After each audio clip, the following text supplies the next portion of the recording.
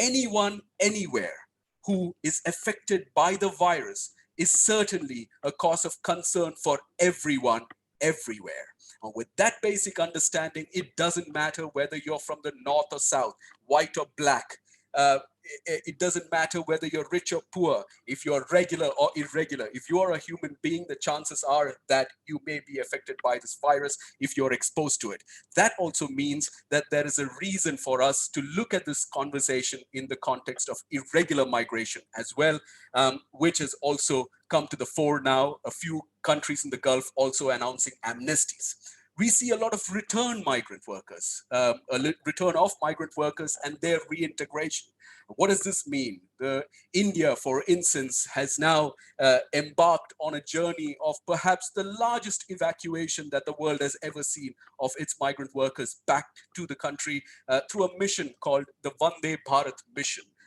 This is in the case of India. We hear similar perspectives from Sri Lanka, from Nepal, who are also planning on evacuating their migrant workers in phased and procedural manners. So we will see that happening. And when they come back, they're coming back to their countries where they already we see job losses. In cases of countries in South Asia, massive job losses, and we will see these people now adding to the pressures. So what kind of reintegration policies do we have in mind as we go forward? We are also in a situation where we have to see a lot of government ministries now coming together. We're seeing that. So therefore, a whole of government approach is primarily of importance here. The whole of society approach, all of us, whether it's academics, I'm reminded of the Global Compact for Migration, adopted in 2018 December, paragraph 41 of that particular paragraph 44, excuse me, of the Global Compact for Migration talks about how the Global Compact can be implemented only if it has come through a whole of society approach. And that whole of society approach comprises of a whole range of stakeholders, including trade unions, employers, civil society organizations, migrant workers groups, and may I say, perhaps right at that top of that conversation, the evidence builders, the academicians, the researchers who we are really going to be engaging with today. So on that note, let me take it off and give you a bit about the panelists today. I won't go into detailed introductions because really all of them, each one of the panelists present here today are well known in their respective countries, and each one South Asia experts of their own merit. We have in alphabetical order, and I go by country alphabetical order from South Asia first. We have Mr. Dr. Hassan Ullah from the University of Brunei, who will be speaking to us about the Bangladeshi context. Followed by him will be Professor Irudaya Rajan, who again needs no introduction, from the Center for Development Studies in India, and a well-renowned scholar on migration in South Asia and in the corridor to the Middle East. We also have, followed by Professor Rajan, will be Dr. Ganeshgurung from the Nepal Institute of Development Studies in Nepal. Dr. Gurung, welcome. It's such a pleasure to see you after a while now. After Dr. Gurung will be Professor Nasra Shah from the Lahore School of Economics. I've known Nasra for a long time now. Nasra, it's such a pleasure having you here and to see you transition back into the Pakistani context from your previous avatar working in Kuwait.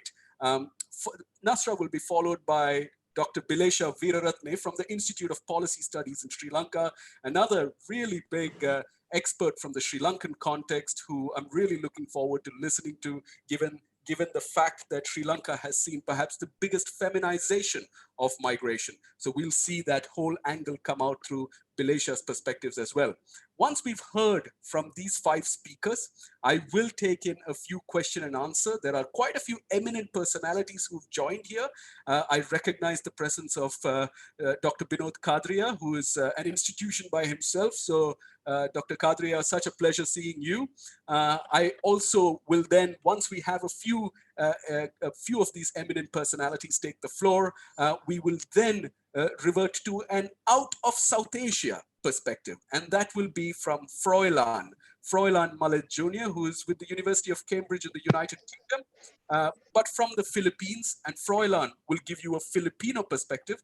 Froilan has also worked with the Abu Dhabi dialogue, and therefore will also make that link with the Abu Dhabi dialogue. And finally, Dr. Andrew Gardner from the University of Puget Sound in USA. And Andrew is an anthropologist and perhaps somebody who's really done a lot of research on the Middle East, the Gulf, and its rich human resource perspective. So Andrew, we look forward to hearing from you as well. We will follow that up with another round of quick reflections exchanged through the questions that come up in the chat box. We're really looking forward to an engaging conversation.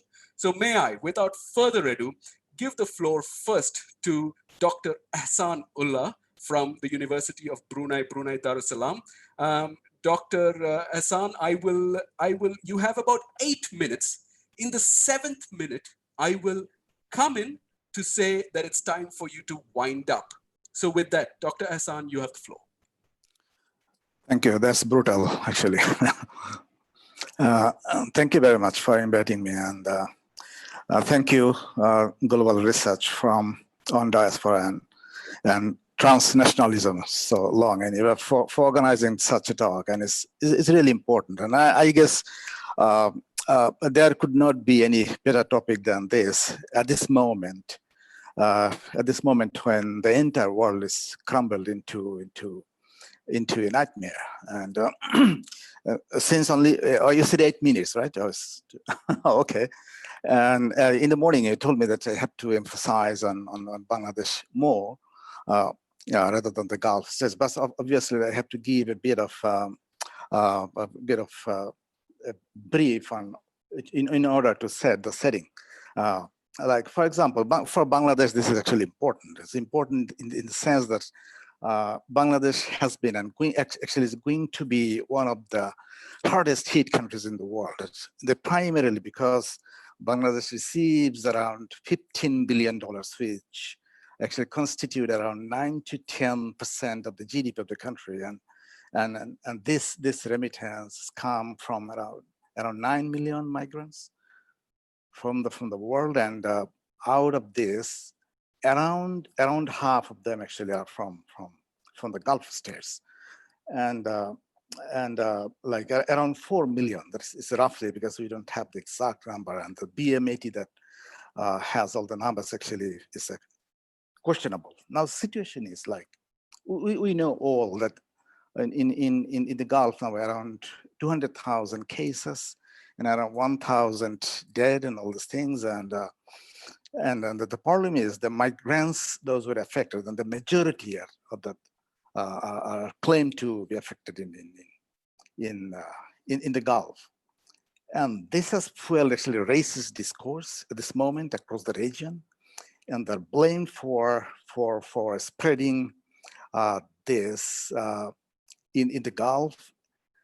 But what happens primarily, because we found actually, like from different reports, that around 2,000 informal labor accommodations in the GCC that are actually not fit for living, and they have been living in those accommodations, and extremely tightly packed, crammed, and at least 4 persons or the workers living in one room.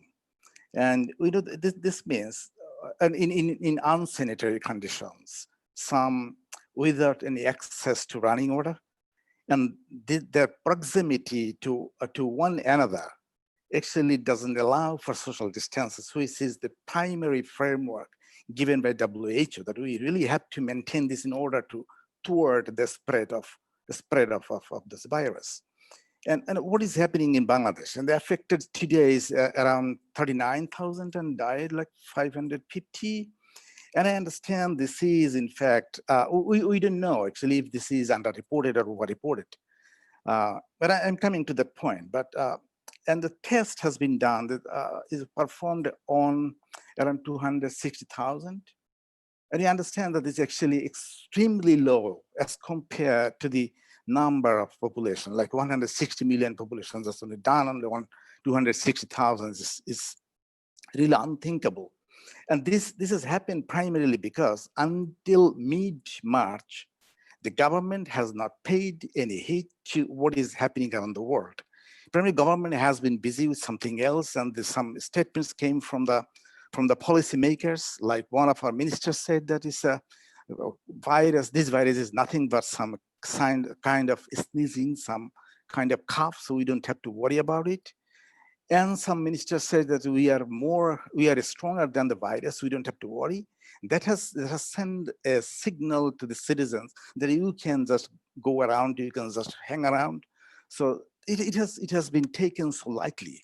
So this has become now so, so grave is the situation now. And the thousands now, and what happens again, until mid-March, those who arrived from the Gulf or somewhere else, and they were just kind of kept confined in one building close to the airport for a few days. And they started agitating and they were set free. And they just left the capital city by train, by buses, by launches, or whatever, however they made it, they did it. That means the damage actually has been done. And they left the capital city in the crowded trains, in the crowded lounges, in the crowded buses. And once they arrived, and they have been just kind of kept confined. It doesn't work. So this happened, and there has been a lot of coordination flaws. Number one is sometimes in March, with the permission of the government, the garments factories that are located in capital city have been opened. And what happened then, all the millions of garments workers who left Dhaka city for their rural areas, they started to come back to keep their job. What happens? They actually bumped into each other, into the garments workers and those who came from overseas, and they bumped into each other and they kind of blended with thousands and millions of people, and the damage actually has been done. And now what is happening? You see just every day. Actually, unofficially, we know that it could be millions those who are affected, and we don't know how many actually are dying. And we see some people are dead on the street and here and there, and the dead bodies have been recovered. So these are the things that are happening actually, and so we don't know the gravity of the problem at this moment. And the impact-wise, like we know, is globally. Obviously, you all know that this year is going to experience like 20 to 30% decline of the remittances. And so will be the case for Bangladesh as well. And we can't, as a Bangladeshis, we can't actually afford this loss. And primarily, because we understand that around 200,000 Bangladeshis are at the risk of losing job from the Gulf, let alone the other country, living in other countries. So what happens? Because almost half of the remittances that we receive coming from the Gulf. So, and almost, how to say, so I don't have the statistics, but almost 200,000, 100,000 almost are waiting to return to Bangladesh. And those who have returned, I said, and we don't know, we don't have any idea how many actually carried the virus. We don't have any idea. And what happens once they return, and about we know now, this is one of these think tank that they did a study a couple of days ago, a couple of weeks ago. Those who returned, that almost 78% will have no work. But because they have left like maybe 5 years ago, 10 years ago, so that they can't integrate or to get the job back as they left the job and they left the country. And more than 50% will have no sufficient livelihoods. And 80% will have don't have at this moment any health protection. So these are the things that are happening. So I guess I stop here, and I can come back once there are some questions on that. Thank you. I hope I have not crossed the time limit. You have been perfect. Thank you very much. Thank you. Thank you very much, Dr. Hassan. I think you've really touched on some very important points in terms of return. And what we can see is, Bangladesh last year in 2019 received over $18 billion in remittances. I mean, that's a big figure. It is close to 6% of the national GDP as far as Bangladesh is concerned. But Bangladesh, we also know, has had some of the highest costs of recruitment. It has been perhaps one of those areas which really $4,000 to $5,000 per migrant worker going from Bangladesh. So it's also been seen a huge impact in terms of vulnerabilities of migrant workers as they leave the country. Very important, keeping in mind that Bangladesh has a separate ministry to look after the expatriates issues. That's the Ministry of Expatriates Welfare and Overseas Employment. And I know working very closely with the Ministry of Foreign Affairs in terms of the overall coordination in Bangladesh. You mentioned about the returnees and how they are placed. One of the things that I would always keep in mind as I come back from any country is in terms of how I'm met at the airport, how I'm received at the airport. If I'm received at the airport with a smile on their faces, the people who receive me at the airport, I think that itself is the beginning, the first step in terms of a tick mark for good, effective reintegration. Anyways, with that, and I'm sure somebody who will have a lot to say, particularly Professor Irudaya Rajan from the Center for Development Studies, a prominent expert and a scholar at this, who has been writing a lot with regards to his most recent article being on the international migration governance, where he has written about the global compact for migration in the Delhi Post. So quite a few elements coming from there. Professor Rajan, specifically on India, you have the floor, sir. Thank you, Sabari, and thank you, the organizer, for inviting me to be part of the this panel. Now, let me start with the first that the number we are talking from India to Gulf itself is wrong. We are talking about 9 million. I think it's wrong because the survey we have done in Kerala and Tamil Nadu, which indicates Kerala and Tamil Nadu itself has 35 lakhs, 3.5 million. That means two states have 35 to 40 lakhs. And the remaining in all the 35 states, but the flights are flying to every part of India from Gulf. So I think we have a lot of underestimation. I would put at the time, at least we have 10 million or 100 lakhs Indians in the Gulf. I think this is the first point I want to make, because we are talking with a less number, that itself indicate we are not interested in them. Once you don't have the number, that itself indicate you don't want them. The second point which I want to make is that migrants' problems are not known to us, because I am looking at migration for almost now the Gulf for at least 20 years. I've been to Gulf in 2002. I went to the worker camps, I went to the embassy, everywhere I was talking. So whatever problem we are talking today is known to us, but only we never recognized. Thanks to COVID brought the migrants to the forefront. Otherwise, these problems was not there. Overcrowding, salary not paid, return migration, recruitment costs, this is all known to us. I don't think it's something new to us. Only COVID brought them when they were invisible. Now they are visible, not only international, also internal migration. So everybody is visible, partly because COVID brought them to the limelight. I think that is something we have to be grateful to the COVID, because COVID is really putting migrants in the forefront. Migrants and migration is being talked about. We never talk about migrants and migration, we only talk about remittances. I think COVID has changed the people. I think this is something very important point I want to make. The second point I want to make is this. What will happen?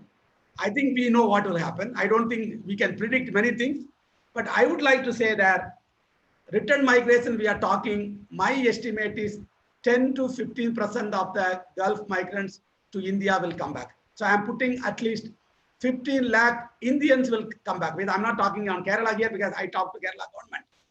15 lakhs people means Kerala is going to get 3 lakhs. So we are going to get 15 lakhs throughout the country. But please remember, except the Kerala Chief Minister, India is, it's a state, not just India. India can do nothing. I have seen it. Even the Prime Minister announced 20 lakh crore package, not even mentioned single word on international migration, return migration. All the political parties go and collect money for their elections. They just not even mentioning their name, either the finance minister of India or the prime minister. So we know they are not in anywhere. I think nowhere they are there. I think they have been neglected, and this is the reality. So now, when you talk about the return, you talk about the people who are coming through the special flights. The special flights which are coming is only the trial for the movie. You are only seeing the teaser now. Movie you have to wait.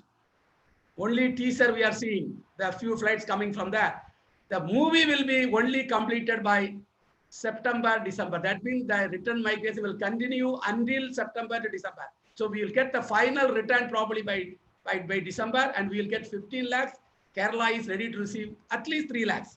Of course, the Kerala government tells me we will get 5 lakhs, but I am confident we will get 3 lakhs. So total India, we are going to get 15 lakhs. Now, please remember, the return migration is not something new. It's a old story. If you go to Gulf, they will not even allow to keep your dead body there. They'll send you back to India. They'll send you back to Sri Lanka. Dead bodies even not allowed to be buried. So they don't get green card, they don't get white card, they only get labor card and come back. So that's the reality. If they have to have given citizenship long time back, most of the Indians will be in the Gulf now. They will be holding the Gulf passports.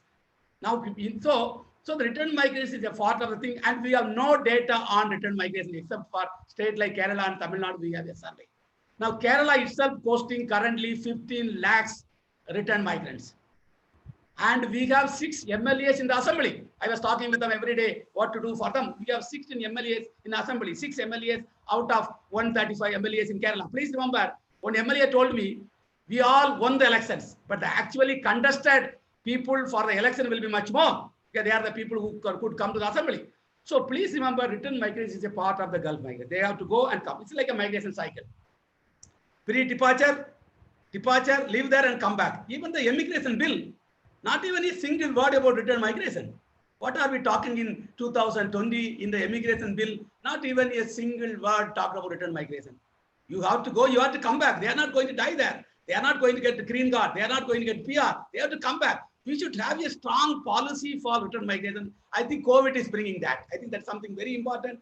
But then you cannot put all return migration in one pocket. We have to divide them into 3 categories. What I call them in Kerala policy advice, at least 30% of them who are normal return. Is it COVID, or is it global crisis, or is it Gulf War, is it Nidakat? There are people always return. There is a return. It's not like, because I talked to some people in Kerala many times.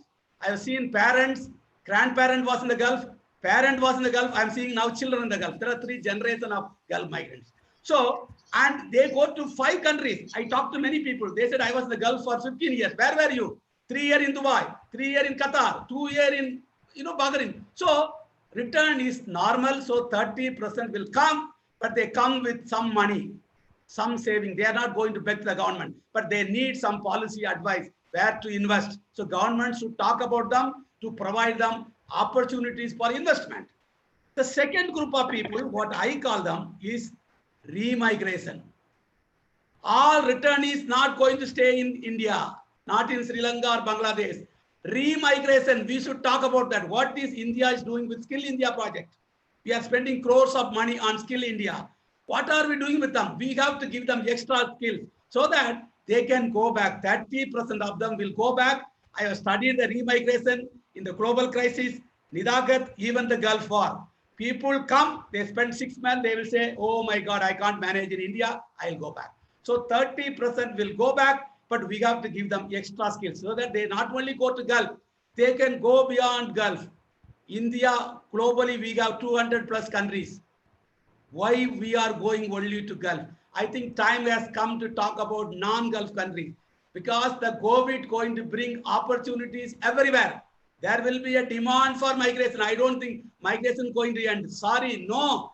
Migration will pick up. Next 6 months, everybody will talk about border. Even I cannot go from one district to another district. Forget about crossing the border today. So we cannot cross between district to district, state to state. Even state is telling, Karnataka was telling, you cannot, in Kerala, people cannot come to Karnataka. It's like they are giving visa to us. And so all this problem will be there for 6 months. So I think 2021 will be a bright, migration will open up, and the Gulf is not going to close, because we have a strong bond, social network. Because, for example, I am telling the Kerala people, we have 20 lakh migrants. They are not going to come back tomorrow. It will take 20 years to return these 20 lakhs. So it will continue, there will be problem. Second issue, nationalization policy. Please conclude, Rajan sir. Nationalization policy. What did we do? We are talking about 20 years. I heard about this in 2002. They will fail. They will fail. Third one, oil prices. I have seen oil price up to 120 barrel. Now you see here 40 airports in India, all are closed. all the flights were running around, stopped. Everybody started, I'm not taking my car out. So the petrol price will go up. I don't think we should talk too much on job loss in the Gulf. They will all will revive. Finally, amnesty. We are going to get little extra return migration this time. So I think every government should talk about return migration, rehabilitation, remigration. I think this should be focused this time. And then we should also focus beyond Gulf. I was telling to the Kerala CM, why there was no flight come from New York to Trivandrum. That means it indicates not many Keralites are in New York. We should send people to New York because they are dying. People are dying. There may be more people needed from Kerala nurses. There should be special flights should come next to COVID. We should have a flight from New York to India. Thank you very much. Thank you, Rajan sir. Thank you very much, Rajan sir.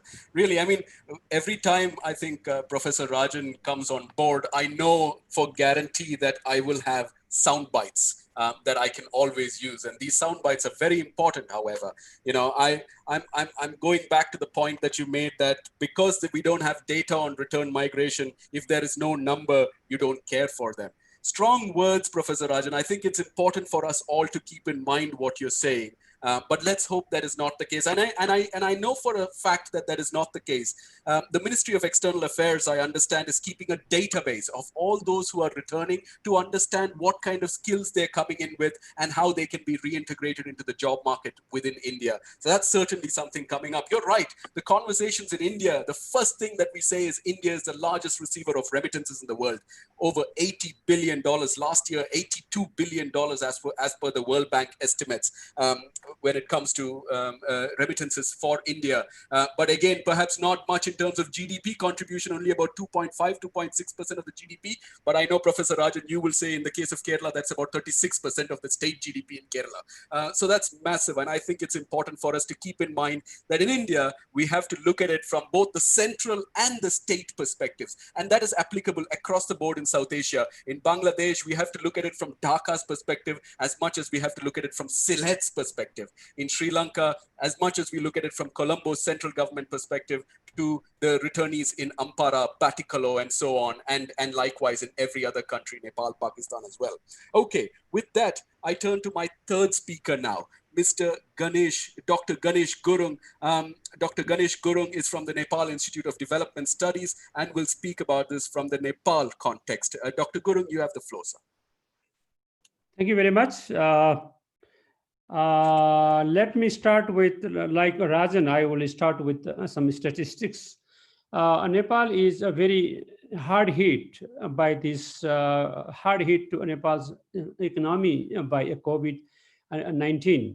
Let me tell you, the figure is nearly 1 million Nepali people are in Gulf countries. And in Nepal, we receive $8.1 billion every year in total as remittances, which is 19th biggest in the world in terms of economy. And out of 8.1 billion, 50% is from a Gulf country. So a very interesting part is Nepal, the remittances that we receive in Nepal is, in terms of a GDP equivalent, is 28% of the GDP. And that is very high figure in terms of Nepal.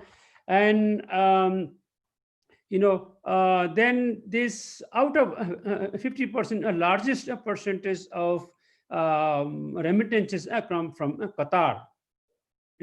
Then because of this corona, in Gulf countries, 200 people are nearly 200 people are already infected by corona, and 34 have already died. So, as Rajan also mentioned very clearly, this oil factor is also there because of oil price going down, and there is a big that Nepali people are getting unemployed in Gulf countries. So there are two types of Nepalese in Gulf now. One typology is they are supposed to return forcefully. They are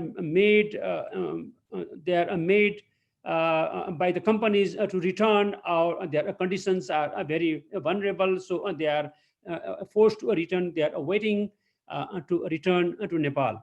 And a second typology is a willingness to return to Nepal. And these are the two types, right? So the problem of Nepal is now, so a big issue that we are suffering in Nepal is these informal people are going to Gulf countries. Then we don't have data. We don't have data, then we are at present now, as a member of a think tank of a Nepal government, right? I am given the task to prepare this data. So I am contacting to Nepali embassies of all the Gulf countries to provide me data. Second issue that we are suffering is this gender issue. Housemaids, mostly females, they are there. Many of them are pregnant, and many of them don't have access to embassy, and they call very occasionally, but they are in trouble. And third thing, a very interesting part is there are some countries in Gulf that they have asked the Nepal government, they have written me that they want to send back Nepali workers, like Kuwait. Kuwait has already sent me the list of 3,500 Nepalis, and many of them are housemaids. And Kuwait government is willingly, they are also going to pay the airfare also. An interesting part of in Nepal is because at present we have a lockdown situation in Nepal. So the Prime Minister of Nepal has spoken to most of the head of states of Gulf countries regarding the migrant workers, and the head of states of Gulf countries have assured over the telephone to the Prime Minister of Nepal that they will keep the Nepali workers until Nepal can take back, and they will take care of Nepali people as they are a citizen in the Gulf countries. So the impact of this is we have already a big unemployment rate in Nepal, and then we are out of this 1 million Nepalese in Gulf. We are expecting, and then I am doing some kind of a modeling, and I am expecting that 25% of 1 million will return to Nepal. And the large challenge that it remains to us is how to reintegrate them, how to keep them in isolation or quarantine, or how to take them back to their respective villages, and how to provide them employment in Nepal. So this is the large discussion going on in Nepal. Thus, we think in Nepal we have large impact on unemployment sector, and later on food grain. That's what we are working on it, but this is unexpected. So we were not, Nepal was not prepared for it. So that is the a big problem in Nepal. But however, some strategies are being made. So we hope that we can receive these migrant workers from a Gulf country, and we can manage these people who are returning from Gulf. I will stop here. I will stop Great. here. Thank you very much, Dr. Gurung. Again, I really like how you brought about this conversation to those individuals and those people from Nepal. You know, one of the conversations that I've heard now in the context of listening to and understanding from some of the trade union leaders like GFONT, the Nepal Trade Union Confederation, the civil society organizations. I know quite a few civil society organizations are very active under an umbrella network called the National Network for Safe Migration, the NNSM in Nepal. And I hear lots of things about how hard the Nepal government is looking at the issues on particularly those who are returning. what I am always struck by is perhaps we as South Asians are less accepting of our own people. I've heard that when migrant workers return to their districts in Nepal, and this is not just in Nepal, I've heard about it even in India and Sri Lanka and Bangladesh, they're treated as carriers of disease. So they are treated with a certain sense of stigma is attached to them coming back, that they don't have access to service in some of the districts to which they return to. And I think these are going to be big issues as we talk about reintegration. And I think we need to keep that in mind going forward. You mentioned about the role of diplomatic missions. Absolutely, that is going to be a priority over the next few months. It's always been a priority. Nepal has taken a very active role from its diplomatic side. Nepal has contributed in big ways to the discussions. Nepal is still currently holding chair of the Colombo process, was chair of the SAARC when the SAARC declaration in 2014 integrated a specific agenda on paragraph 21 on labor migration. So in so many different ways, I think Nepal's government's leadership is unquestionable. But that takes me on to the next panelist, Dr. Nasra Shah from Pakistan, from the Lahore School of Economics. Dr. Shah, your time starts now. Please go ahead. Thank you very much, Abri. First of all, it's very nice to see all of you, especially when I've been home like all of you for so many weeks. So it's nice to see so many friends today. And thanks to the organizers for such an invigorating panel. So what I'm going to do in the context of Pakistan is, first of all, spell out some specificities, because each of the South Asian countries has its own specificities. So let me begin by pointing out some of those, and then I will pick up on a couple of things that I think are going to be particularly important in the context of the COVID pandemic. So Pakistan is among those countries, probably second to India, which has among the longest historical links with the Gulf, because Gulf migration goes back to the early 70s. And Pakistan was one of the countries that started this migration very early on, and then with ups and downs, in 2015, almost 1 million migrants left the country in just 1 year. So in terms of the stock, I agree with Rajan that since we really don't collect this data, this is very patchy. So anywhere from maybe 3 to 5 to 6 million, maybe the stock in the Gulf. But 3 is a minimum that I would say, probably 4. Okay, one thing that kind of has come up a little bit is network connections. And I've looked at this in several of my research projects, and find that network connections have been a major facilitator and have grown and enabled the informal sector and a lot of irregular migration, which I'll talk about a little bit. In the case of Pakistan, like other countries, even though there's a concentration of migrants from the north of the country, from the Khyber Pakhtunkhwa or KPK, but migrants are drawn from literally all over the country. You look at the districts, almost every district is sending migrants. Rural areas are sending, and urban areas are sending. One other specificity is that almost half of all the labor migrants from Pakistan are classified as low skilled or unskilled, and about 10% as highly skilled. So that's another important factor in terms of the vulnerabilities that the migrants migrant workers are likely to face. In terms of females, there are almost no domestic workers, at least no registered ones, and I have not really seen.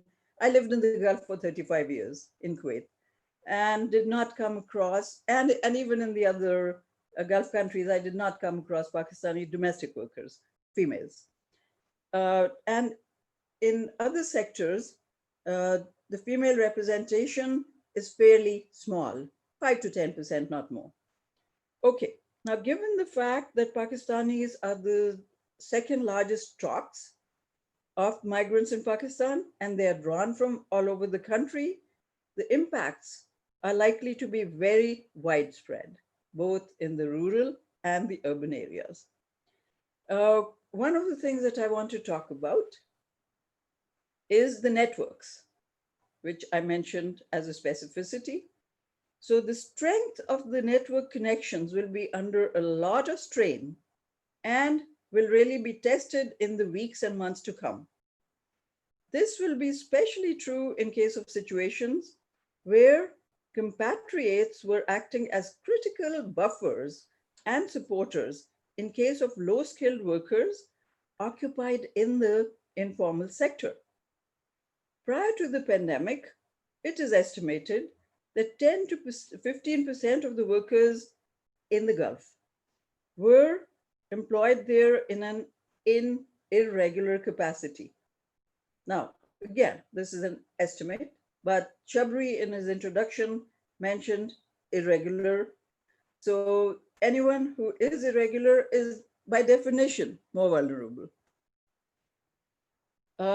So the way that people could have become irregular is they could have overstayed their residence visa, they could have run away from the employer, or they may be on a so-called Azad visa, which is there in all the South Asian countries, where you work for, you buy the visa, and then you're working for someone else other than the employer, other than the sponsor, which is illegal.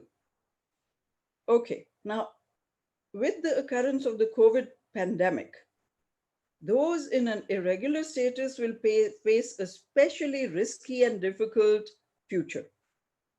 At least 5 reasons will account for that. First of all, irregular workers would find it harder to hide from the authorities like they did before. And in a book that we published in 2017, we had looked at all the countries of the Gulf and the South Asia, and recorded many such instances. So they would find it harder to hide. Second, the network that supported and protected them will find it too risky to continue such support. Third, tracing of COVID contacts may reveal migrants who might have been sheltered by friends and relatives earlier. So they are not going to be willing or perhaps able to do that anymore. 4, sponsors who may have earlier provided a certain degree of facilitation and protection would be less likely to be willing to do so. It's going to be much riskier for them. Finally, the cordoning off and searches of high-risk areas seems to have added to this process already. Because there are areas in Kuwait that I'm told by my friends there that have been sealed off. And there are raids of buildings. And therefore, anyone in an irregular capacity, it's going to be really impossible for them to hide. Okay, then with the closure of businesses, workers at all skill levels will face job losses. Those in the low skill categories will face the highest risks, since many are employed in the informal sector and often have paid large sums of money, which came up earlier, to secure this job in the Gulf. So the recruitment cost for the low skilled has been very high. Then the sudden return of migrant workers will of course put a burden on the labor market, on the economy, and so on. So one of the things that I want to kind of highlight is that the Pakistan government, I read, is being pressured by the Gulf countries to actually accept back or to arrange for the return of their migrants. Now, I really wonder if, so who are those migrants that the Gulf is insisting the sending countries take back? If these people are just the ones who lost their job, why is it the sending country's responsibility to arrange for these people to come back? Okay, now, if they were in some kind of a vulnerable, irregular situation, perhaps I understand that a bit more, that since they were there in an irregular capacity, and now, okay, an amnesty has been declared, so now we want to conclude, Professor Shah. Right. So, okay, so that's the final point that I want to make. So I hope we can have some discussion on the right of labor rights. Where are labor rights in all of this? Thank you very much. No, thank you very much, Dr. Shah. I think it's very important. This is a conversation around labor movements. This is a conversation on labor rights, and I think it's important for us to keep that in mind. I'm also struck by the very concise set of points you gave on irregularity. And the importance of social networks and so on. I mean, as an example, every time we talk about irregularity and regularization issues, we don't perhaps take into consideration the good examples that come from our corridors of work. And I think it's important to mention some of those best practices or good examples. For instance, the Qatar government recently issued a set of guidelines, and one of those guidelines particularly said, it doesn't matter whether you have a Qatari ID or not. Please come forward for your testing, for your screening, and and if necessary, we will provide you healthcare if you're infected. And I think that's very important for us to recognize. It's also important to recognize that as much as when Kuwait and UAE announced the amnesties in the Gulf countries, they also said from the Kuwaiti government, and Dr. Shah, you would know better, was about the fact that they wouldn't be detained, that they wouldn't be deported, that their airfares to their countries of origin will be paid for, and that they will not be barred from entering the country on a regular basis in that 10-year period, which is usually the case that happens for deportees. Nevertheless, I think you have touched on some very critical points on the irregularity of this and how it affects and how that links into COVID. And we'll come into those points as well. Our final South Asia speaker, certainly not the least, Bilesha Veeraratne, a prominent expert in the Sri Lanka context. Bilesha, you have the floor. Thank you, Shabri, and thank you to all the organizers also for giving me this opportunity. So first of all, let me start off by giving a little bit of context about Sri Lankan labor migration situation. In the recent years, labor migration in Sri Lanka has been going down in terms of numbers. So in 2019, the total number of departures was 203,000, which was about 4% lower than the previous year. Now, I just want to give you the numbers and tell that in the context of the South Asian countries, the numbers in Sri Lanka may be small, but for the Sri Lankan economy, these numbers are very significant. So out of these 203 plus migrant workers from Sri Lanka, about 60% were males. And there was a high component of female domestic workers, about 30%.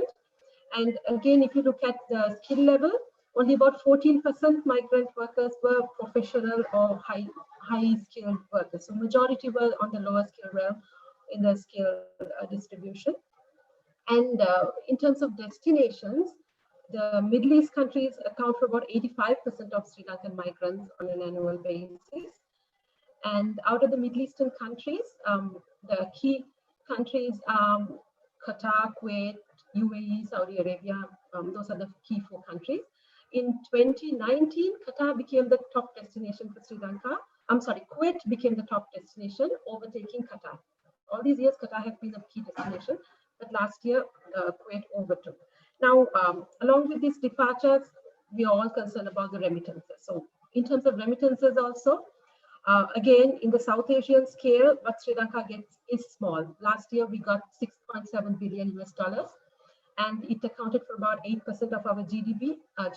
I know when you compare to Nepali statistics, it's not much, but this is a key component of foreign exchange earner to Sri Lanka.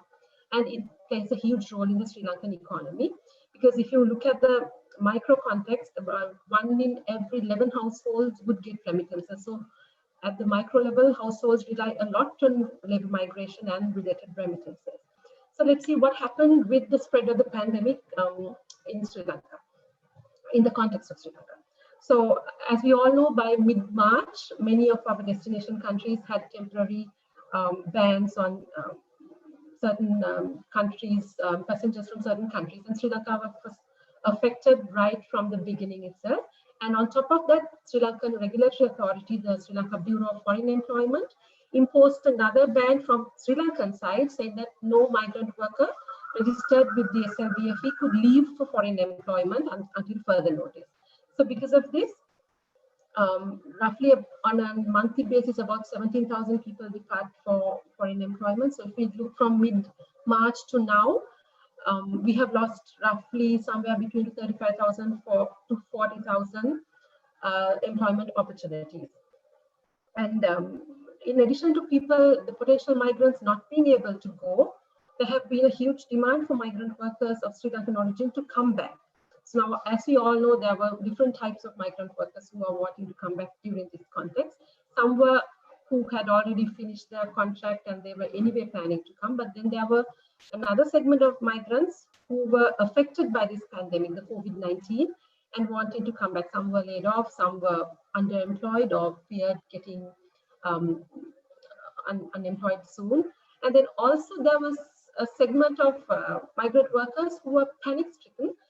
They had a secure job, but they just wanted to come back. They just want to come back. So, but something that migrants wanting to return have to take into context is the situation in the country, in Sri Lanka also. So now Sri Lanka has had a lockdown for about 2 months, and there's a lot of unemployment in the country as it is. So those who are coming will face a country that is suffering economically right now. So the projections show that Sri Lanka will contract by about, World Bank says, early estimates of the World Bank say that we will contract by about 0.5%, but other estimates say we might contract between 1 to 3%. So the economy is not going to look good in 2020. So those coming back to Sri Lanka from the Middle East, migrant workers will be hit hard in the local labor market as well, just like in the rest of the South Asian countries.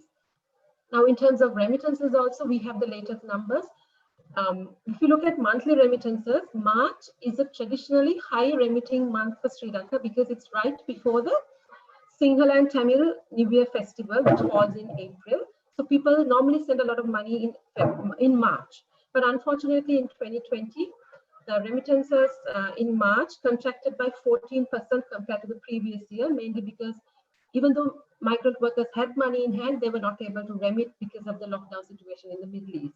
So there was serious concerns about remittance channels, and this over-reliance on brick and mortar channels affected this remitting capacity of many of the migrant workers who had the money in hand in March. And also then when we look at April numbers, we have the April statistics. April shows very bad situation. Remittances to Sri Lanka in April declined by 32%. That's a staggering 1/3 drop in April. So this gives the indication where it's heading for the rest of the year.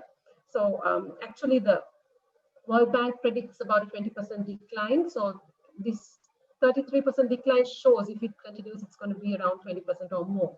So the estimates are consistent with what's going on.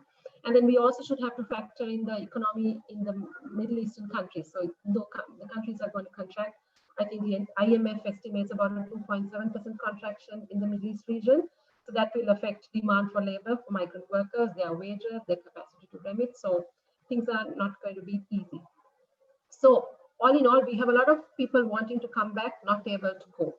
So if you look at the segment of migrant workers wanting to come back home, who have already come back to Sri Lanka, we have to think about their return and reintegration, as it was mentioned many times ago. So Sri Lanka has a good labor migration policy, and within that we have a sub-policy on return and reintegration. But unfortunately, this return and reintegration situation is not the normal traditional return and reintegration situation where somebody might have achieved his or her target and come back, or even if he failed with his migration ambition, at least the country of origin, Sri Lanka, might have a different scenario. But now Sri Lanka is in turmoil, the migrant returning is in turmoil, his family has had such a lot of distress, layoff, not being able to get income, not being able to collect the remittances. So it's going to be a very difficult situation. Malaysia, please conclude. Go ahead. Okay. So finally, I want to touch on this repatriation efforts. So Sri Lanka has been doing good in terms of repatriation, and recently we have started the repatriation of people who have been given the amnesty in Kuwait. But then during the last 2-3 days, Sri Lanka was shocked to see what was happening. Yesterday reported the highest number of COVID patients in Sri Lanka. It was 137 patients as per the news reports. Out of these 137 patients, 127 were returnees from Kuwait, those who were repatriated. So this shows the challenge the government has. Government has to bring back the workers, Sri Lankan citizens, but then in terms of caring for them, we have to have sufficient quarantine facilities to cater to them, to take care of their health needs. But then I kind of see a mismatch here. Now, Kuwait extended the excellent amnesty program. Kudos to them, highly appreciated, because it gives further return migration opportunities also. But I think one area that was not looked at is about the vulnerability of the migrants who are coming under this program, because it looks as if they were infected while they were in Kuwait and there had not been tests done before they left Kuwait, and the entire burden somehow falls into the Sri Lankan government. So that is a little bit of a mismatch. I think these things as a region we have to address, as a sending region we have to address, and try to expect or request the receiving countries or the countries of destination also to collaborate and address these needs in this sort of a situation. I think I'll wind up. Thank you.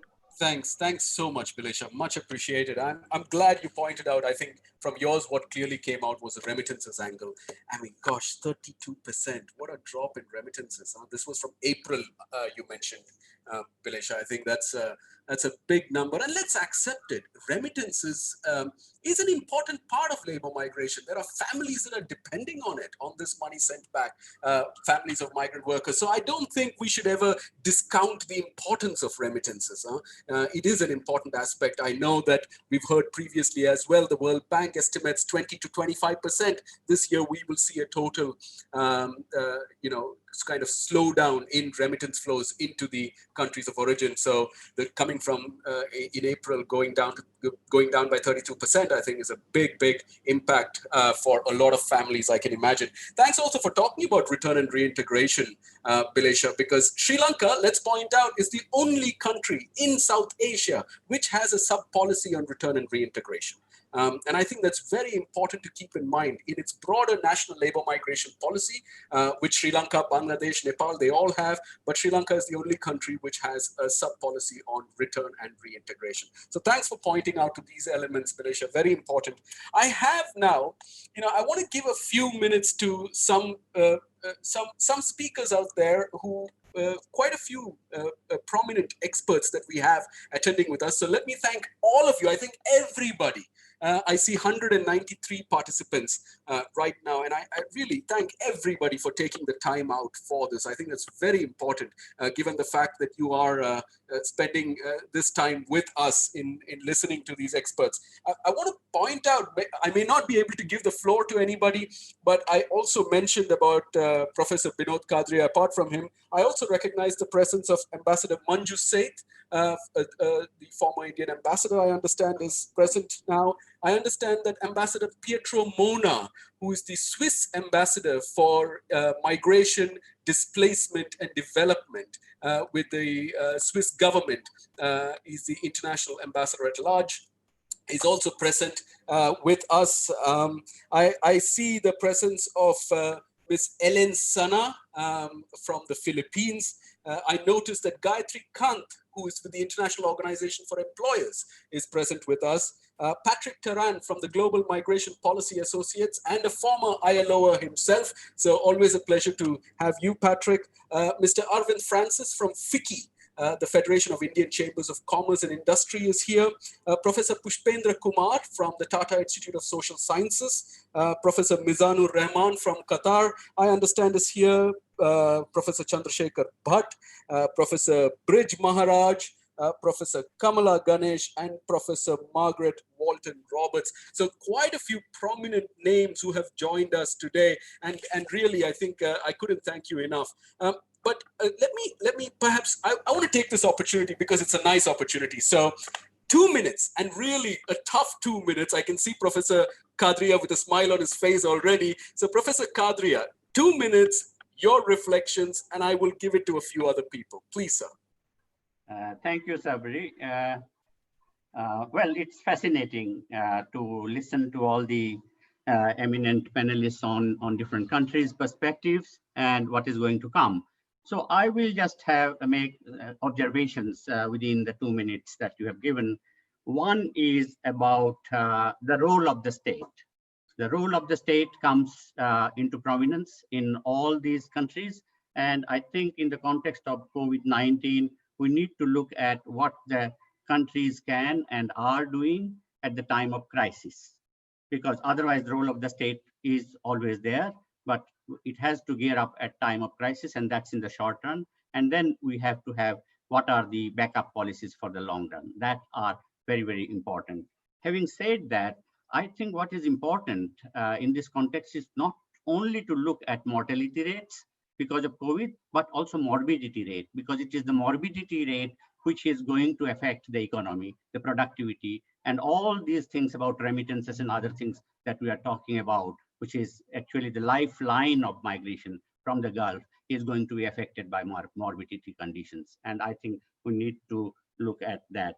The second issue that I'll be interested, I think at the time of discussion, we can throw light on these, is the intra-Asian migration that you had mentioned, intra-South Asian migration that you had mentioned right in the beginning. And I think some of the pointers came out during some presentations, like Nasra mentioned about irregular migration. Now, what about irregular migration between between Bangladesh and India? I think all the countries, including Nepal and so are concerned about this. But if we look at the trajectory, how the timing of COVID affecting it was at a time when India was sizzling under these conditions of the issues about irregular migration and citizenship amendments and things like that. So this is the background in which we need to situate the discourse, which would give us the insights into what is going to come once the vaccine comes, once the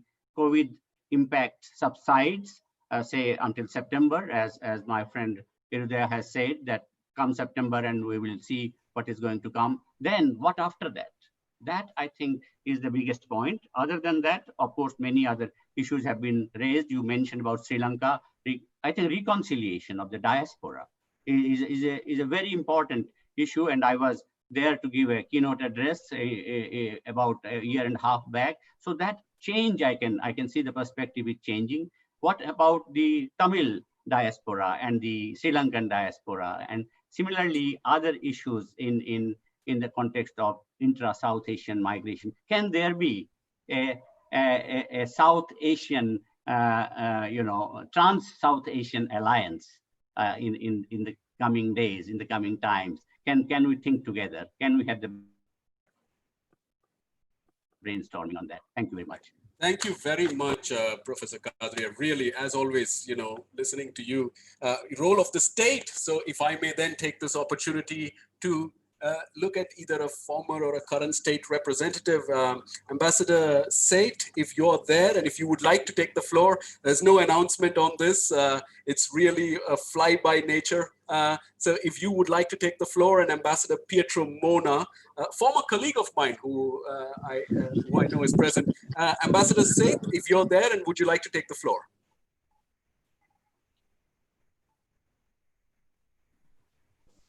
Good evening, and this is a wonderful. Thank you, Ambassador. You're on mute, Ambassador. Yes, yes, we can hear you now. Go ahead. It's been such a pleasure and such a learning experience hearing from all of you, and you are moderating it wonderfully. And such eminent speakers from all over South Asia, I think, have contributed and given us such a good perspective. And the states, I was just thinking that if Professor Rajan or any of the others have any suggestions, policy suggestions for the state governments and the central government to be able to have a clear-cut reintegration policy for the reverse migrants, and also whether all the South Asian countries together can take up with the host countries a better level playing field for the Indian migrants from South Asian migrants from all the South Asian countries, so that the irregular migrants can be taken care of instead of a regular amnesty all the time. Amnesties are all very well, but they are all uncertain and don't provide any clarity of sort of how to take things forward for all these people. So whether all of us can, because we have, they're contributing immensely to the economy, migrants from South Asia, as also specifically for the domestic workers. I think we need to really all be on one page and take up with the host countries of how to give these workers a better deal, because very often they don't have a proper a voice, and their contracts may or may not be valid over a period of time. Many of them go as tourists on tourist visas and then get converted to domestic workers, and they're totally out of the picture. And so whether we can really look at some policy for them and to take up with the host countries to ensure that they get a better deal. Thank you so much, Ambassador CSED. Really appreciate you being here. And thank you for actually indulging us. I know this was not something that we had prepared for right at the beginning, but your experience is very important for us to hear here. So thank you so much for that. Ambassador Pietro Mona, and if I may leave out the ambassador and the Mona and just say Pietro, my a good friend and the ambassador from Switzerland, if he is around. Pietro, would you like to say a few words? Well, good afternoon and, and good evening, colleagues. Yeah, Shabri has this tendency of putting me on the spot. So I should have preemptively prepared something knowing that might happen. But anyway, let me just thank you all for this very inspiring insights in national context where I dare to say the government of Switzerland has worked with many of you as partners in the past. I mean, we've been working together with the government of Nepal and Bangladesh and others, but also with the governments on the receiving end to really look at and better understand the importance of addressing the challenges in these migration corridors. Obviously, COVID has now uprooted many of these realities, has changed the face of the context in which we are working, has presented new challenges, but has probably certainly also unearthed existing challenges that we have to tackle. Many of them have been addressed by the distinguished panelists before, and let me just point out a couple of them. So on remittances, for example, indeed, I mean, the numbers are staggering, and this is what we're looking at. COVID really has to be understood not only as a short-term health crisis, which we really have to deal with. And this is in itself a huge task. I think the international community has come together strongly on that. But I think the issue of remittances and so many more shows how long we will deal with the negative impacts that COVID will have on the social, economic, cultural level. And I think this is where we really have to start looking ahead, planning ahead, understanding what measures have to be taken. Very practically, I just take this opportunity. Last Friday, the government of Switzerland, together with the government of the UK and other governments have already joined us, has launched a call to action on remittances and trying to highlight some concrete policy actions that can be taken both by the governments, but also by the private enterprises, by the regulators, to really try to keep these remittances channels open also during the crisis that we are in. I look at a couple of governments that have already joined in. I see Pakistan, for example, from the region. It has just been launched. We are reaching out to many governments, and I hope many more governments will join us in this. It is supported also by several UN agencies, IOM, UNDP, UNCDF, the World Bank. So I think it really tries to be very practical in times. More at the macro level, I think a pitch that I'm usually making, and I take this opportunity, let's not forget a 2030 Agenda for Sustainable Development. I think this is so hugely important because all the challenges that we're seeing now when it comes to poverty, when it comes to inequalities, when it comes to sexual and gender-based violence, also something that we've seen in the context of migration coming up more, the challenges of having refugee children or migrant children not being able to go to school, so the challenges around education. All of this and much more is encapsulated in the 2030 Agenda. So this is really a period where we have to double down on the importance of the 2030 Agenda. Much more to say, but again, I was really here just to listen to the expertise coming from the region. I took the liberty of pitching some ideas, but I'm now really much looking forward to hearing again from the experts from the region. Thank you, Shabri, and thank you to all the very distinguished panelists. Thank you. Thank you so much, Pietro. Really appreciate you being here. And thank you for reinforcing the 2030 development agenda. There is never a bad moment to reiterate it. There's never a bad moment to reinforce it. It is important. That is the basis on which we're talking about development. And if it is about reintegration, then it's goal 8. If it is about women, it's goal 4. If it is about inequalities, it's goal 10. If it is about partnerships, it's goal 17. So let's keep all of that in mind as we move forward when it comes to COVID as well. Look, I think it's important to also we have 2 more very eminent speakers. We've got Froilan Mallet Jr., who will give a short perspective on the Filipino perspective, and of course Andrew, who will then really take us to the Gulf, take us off there. So thank you for your patience, Froilan and Andrew. I appreciate it. I want to perhaps give the floor to one other stakeholder here. We always, I think it's important to recognize the role of private sector and the employers. And I see the presence of Ms. Gayatri Kant from the International Organization for Employers, also a constituent of the International Labour Organization. Gayatri, if you are hearing us and if you would like to take the floor and say something, a quick short 1 minute, that would be great.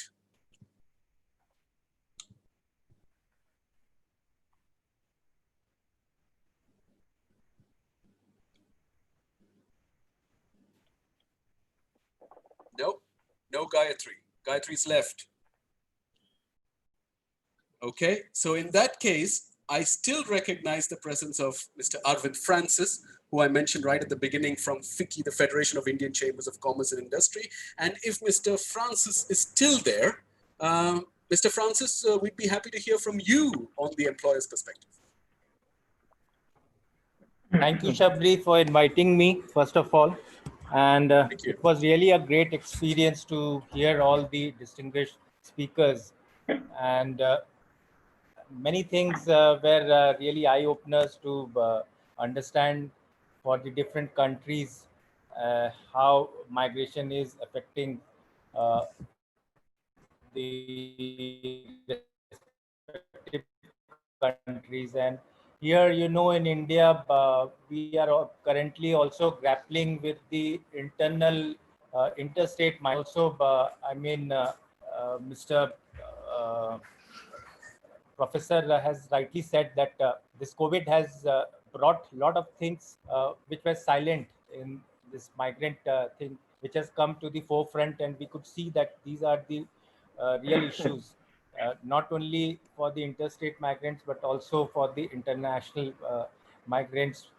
And now, since a lot of migrants are coming back to India, yes, in India, we we have the challenge that we do not have anything for resettling the migrants which are coming back. There's no integration policy for that. So there is still a lot of work which needs to be done in terms of Indian perspective, I would say. That's all from me, Shabri.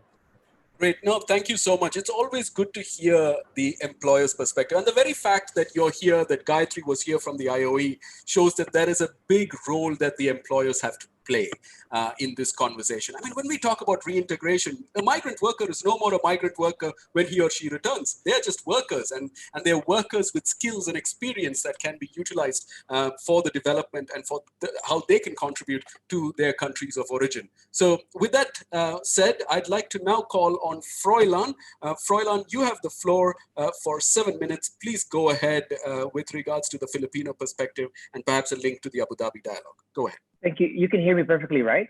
Yes, great. Okay, thank you so much. Thank you to the organizers. So COVID-19, it's an exceptional crisis placed in an exceptional moment in contemporary times.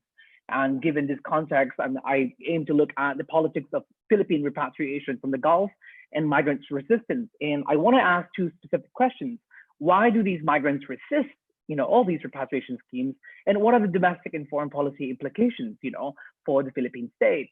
Now, there are three things I want to look at here: the similarities of Philippine South Asia, the differences, and the potential interventions that are necessary to understand this dynamic.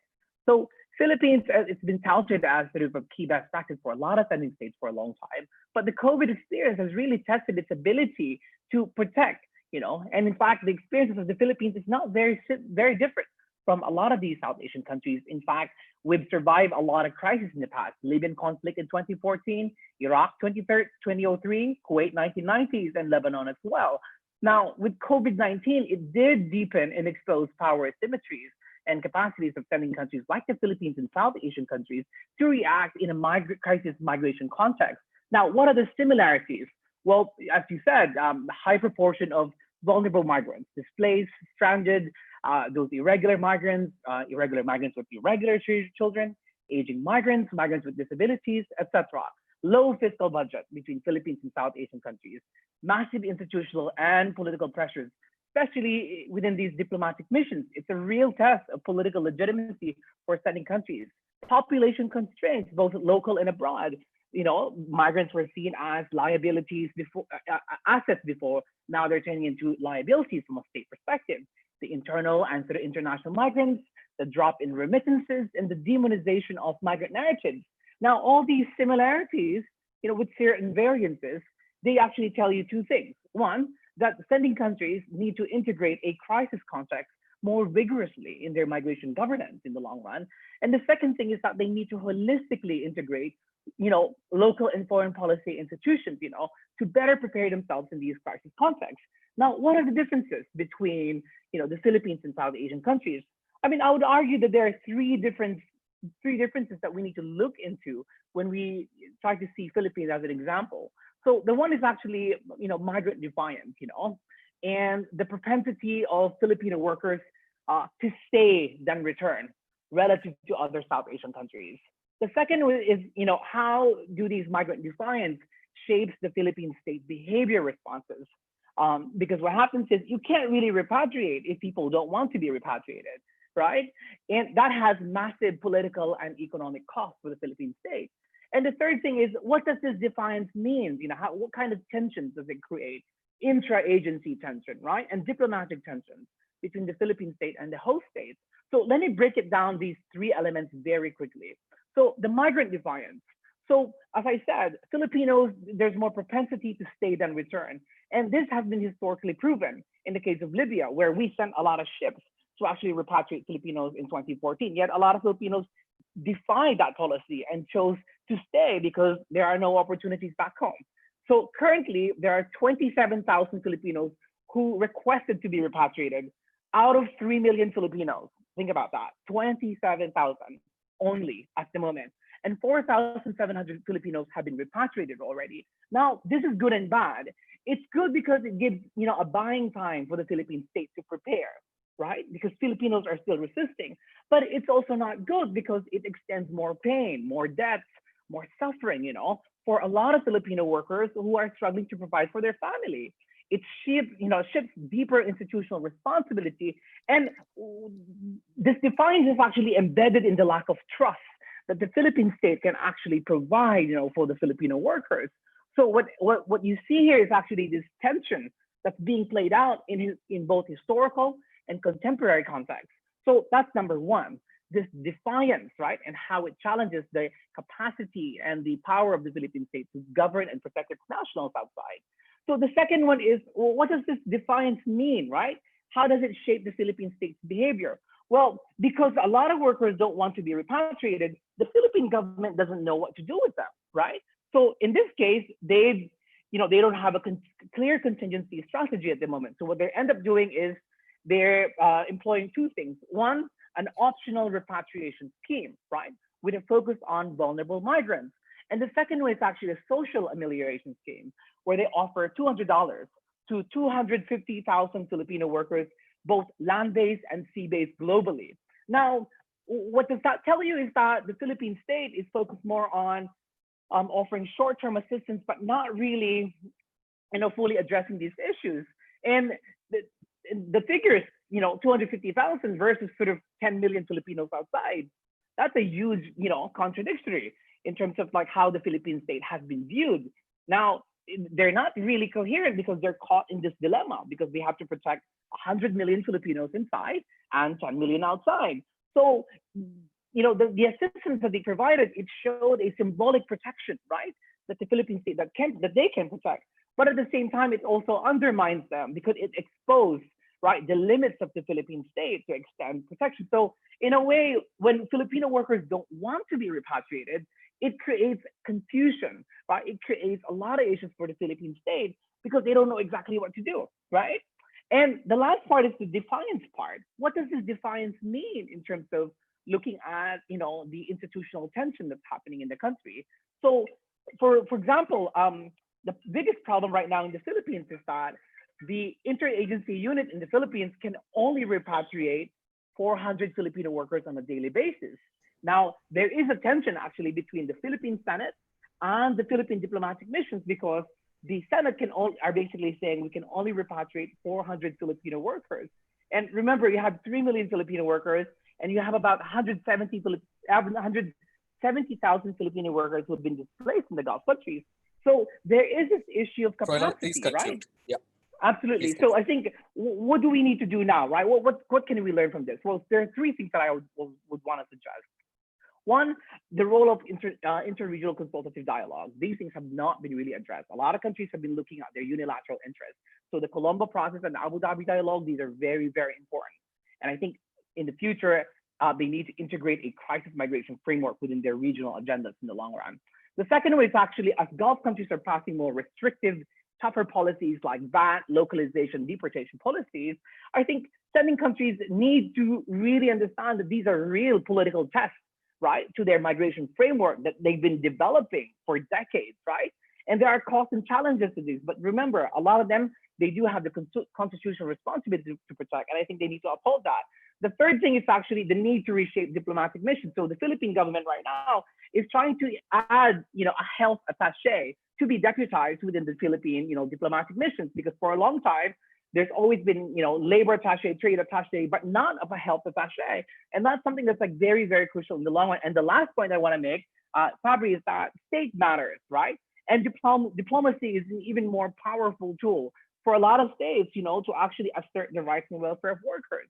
And these issues have been happening for decades, right? Like, did we really have to wait for COVID for us to understand that these things have been happening, right? So I think it's a matter of in which states govern and actually develop their institutions to address. So I think a crisis migration framework is literally necessary now. So thank you very much. Thanks, Froilan. Thanks so much for coming in. The Filipino experience is always one that the South Asians have valued. So I think it's important to recognize what Philippines has had to contribute in terms of the broader migration policy. And it's important to keep that in mind. I mean, I know, for instance, a reintegration policy discussed in any of the South Asian countries will always have a Filipino experience attached to it, as an example. The diplomatic missions that you spoke about, Philippines is perhaps right at the forefront in terms of how to manage a good coordinated diplomatic arrangement to make sure that Ministry of Foreign Affairs, Department of Labor, now you say health, for instance, they're all coming together. I think really Philippines has been a very good example for all of us in the region to learn from. So thanks for that. I agree, crisis migration framework within a Abu Dhabi dialogue setting. I mean, I think it's very important for us to take that into the regional processes and the regional conversations. So great. Thanks so much, Froilan. And now I go to Andrew Gardner. Andrew, take us to the Gulf, take us to the Arabian shores, and tell us what life is from as an anthropologist, and how do you think we need to view these things? Thanks, Andrew. You have the floor. Shabari, thank you so much for this moderation, and I'm very honored to be a part of this and speaking to you all. I know my time is short, and I have 7 points that I hope to get to in this very brief moment. And so the first thing I'd like to say, as I was listening to Dr. Bilesha, thinking about Sri Lanka and the many Sri Lankan migrants that I've spoken with over the last 2 decades, it really occurred to me that this pandemic that we're all mired in and trying to grapple with at this moment, I think in a few years, it would very much, in the future, it will resemble one of those push factors, one of those factors that continues to push migrants to seek remuneration from the Gulf states. And so I guess I'm thinking about also our capacity to see this pandemic as yet another in a long sequence of push factors causing the kinds of frictions that drive migration. The second point that I wanted to bring up was that the Gulf cities, the Gulf states, the migration industry that facilitates these movements, all of this is premised on the same global mobility that this virus lives on, right? This virus and this pandemic has traveled on the same conduits and the same routes that we move about this planet on. And just that coincidence, I think, is something that we need to always sort of keep in the back of our mind. Third, I'm sort of shifting to my urbanist perspective here. I think that the pandemic conditions have really shifted some of the fundamental gravity of the urban, right? Our togetherness, our consolidation, our conglomeration in the urban milieu. This has been changed. That proximity is suddenly dangerous, right? And I think it's important to keep that in mind, because in the Gulf, especially, so many of the projects that migrants are there to work on are urban projects, right? And so the entire sort of foundational logic of urbanism, I think, has been called into question, at least momentarily, by the presence of this global pandemic. And who knows how that will affect the opportunities for migration, but it's certainly something that I'm keeping an eye on. Fourth, any of us who've ever spent time sort of looking at the situation of migrants in the Gulf states is aware that there is an enclaving and a segregation in the urban space of the Gulf that's very common. Migrants, labor camps, and migrants are usually situated in particular places.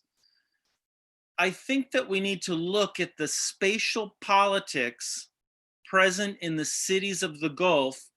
That's a problem.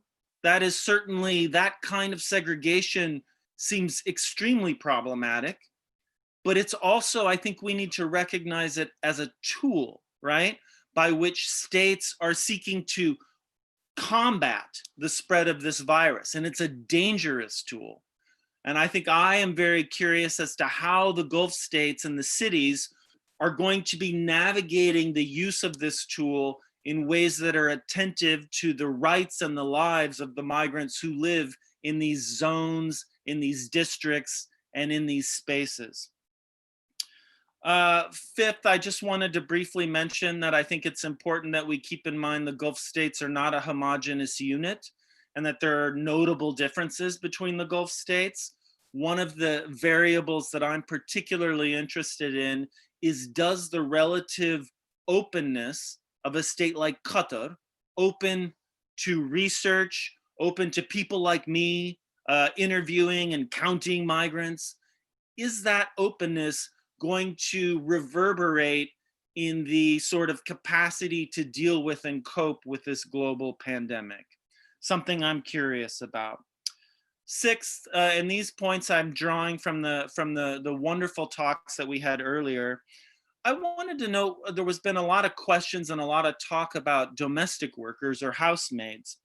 And I wanted to note that the very factors that make domestic workers so vulnerable in the kafala or the sponsorship system, their isolation, residence in the households in which they use, the lack of communication with the outside world, strangely, in pandemic conditions, that's also a positive, right? That insulates them from the kind of crowded conditions that many other South Asian migrants encounter in the Gulf states. And so there's this strange irony with domestic workers, I think, in that their location in the households actually provides them with some modicum of insulation from the vulnerabilities of infection.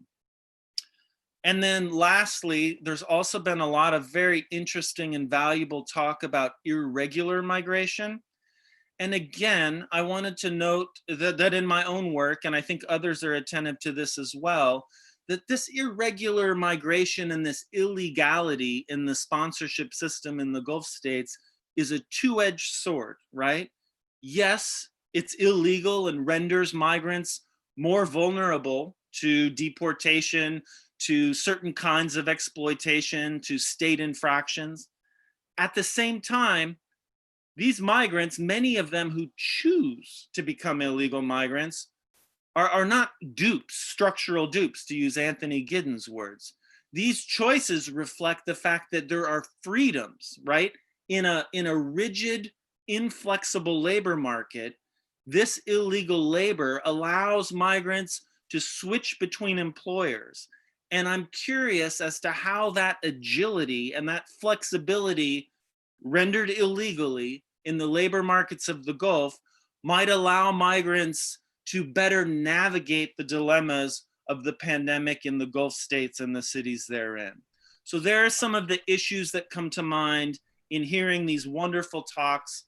And again, Shabari, thank you for your moderation, and I really appreciate this opportunity to share my perspective on the Gulf states. Thank you. Thanks so much, Andrew. You know, just noting down your 7 points, push factors. Gosh, how much should we talk about push factors, and how much should we focus on decent work at home? Isn't reintegration about first decent work at home? I'm glad you speak about the urban milieu, the role of cities, because, you know, I know that a lot of people in the global migration discourse will say how important cities are in this context. Whether it is interstate migration within India or whether it's international migration, let's not forget these people are coming back to a certain town, to a certain city, to a certain area within a state, and therefore the local governance structure in these places are so pivotal. Thanks for pointing out that Gulf states are not homogeneous, and it's so important for us to keep that in mind. How Qatar would react to UAE is different from how Kuwait would react to Oman. In Oman, perhaps a much more of a common system for people in the Omanis in the workforce than in perhaps other countries. So really, I think that kind of conversation is very important. I'm glad you pointed out. Of course, we say domestic workers, Andrew, and it's important to keep in mind that these are very important. You know, that brings in the female migration, the women migration, the vulnerabilities that women go through much more than men, perhaps not even as a part of the labor law in a lot of these countries. So it's important to recognize that. So thanks so much, Andrew, for all those points, the 7 points. I think you're my 7th commandment person. Appreciate it, Andrew. Right, now I know that it's time to actually look into some questions. We need to hear from the panelists themselves. They've heard a lot.